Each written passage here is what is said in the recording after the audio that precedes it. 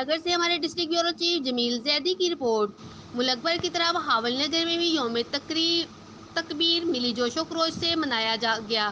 پاکستان مرکزی مسلم لیگ کے زیر اہتمام کامرس کالج چوک سے سٹی چوک تک تکبیر ریلی کا انعقاد کیا گیا۔ ضلعی جنرل سیکرٹری حافظ امیر حمزہ رافع نے ریلی کی قیادت کی، جنہوں نے اپنے خطاب کے دوران کہا کہ ارض پاکستان لازوال قربانیوں کا ثمر ہے۔ ملک ہمیں پلیٹ میں رکھ کر نہیں دیا گیا۔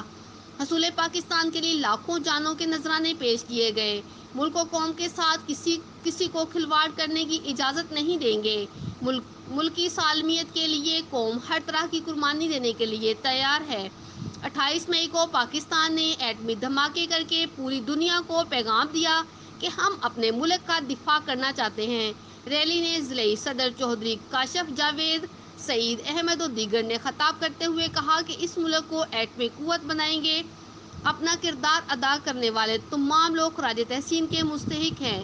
شرکاء ریلی نے پاکستان زندہ باد، پاک فوج زندہ باد کے نعرے لگائے۔